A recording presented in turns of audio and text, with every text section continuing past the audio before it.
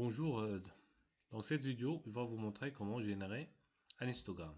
Donc vous allez directement sur graphique, vous cliquez sur générateur de diagramme et là vous pouvez choisir ici dans la galerie histogramme, vous cliquez deux fois sur l'histogramme ici et là vous pouvez glisser la variable âge, n'importe quelle variable de nature quantitative, continue.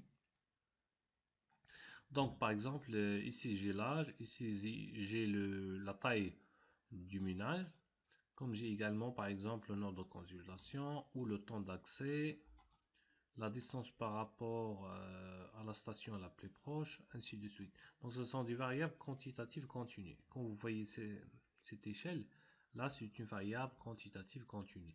Par exemple, j'aimerais savoir la distribution de l'âge. Je vais présenter ça sous forme d'un histogramme. Je vais mettre cette variable dans l'axe des X et puis je valide OK. Et voilà un histogramme. Non, il est un petit peu dévié il est étalé vers la droite. Vous pouvez faire des modifications sur le graphique en cliquant deux fois sur le graphique et vous aurez un éditeur de diagramme. Donc ici, vous avez toutes les options qui concernent le design ou la présentation des graphiques. Vous avez le droit de choisir une autre couleur, autre que celle que vous voyez maintenant. En cliquant deux fois sur le graphique, il y a une palette de couleurs qui s'affiche. Par exemple, j'aimerais rendre l'arrière-plan transparent. Je vais mettre ici, je vais cliquer sur cette icône et puis j'applique. Très bien. Quand vous pouvez ajouter la distribution de la variable en cliquant sur cette icône. Afficher la courbe de distribution. Et là, vous avez plusieurs distributions. Il y a la distribution normale, uniforme, exponentielle, poisson, ainsi de suite. Donc, vous allez choisir, bien sûr, une distribution qui convient à la distribution de votre variable. Quand vous pouvez ajouter ou masquer la légende.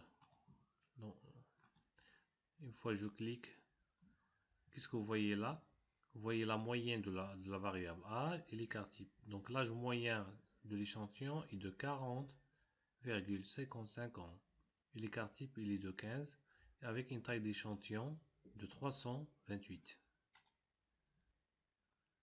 Très bien. Il y a d'autres options que je vais vous montrer. C'est par rapport à la présentation de la variable âge en fonction du sexe.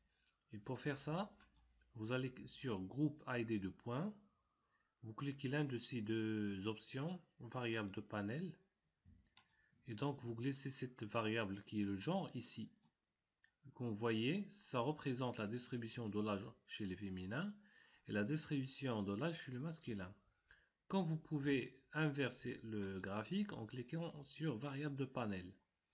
Et je vais glisser sur la variable genre ici. Et comme vous voyez là, c'est le masculin et l'autre c'est chez le féminin.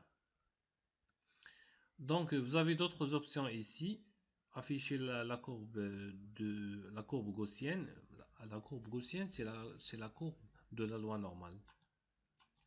Donc appliquer, OK. Très bien. Alors qu'est-ce que vous voyez là?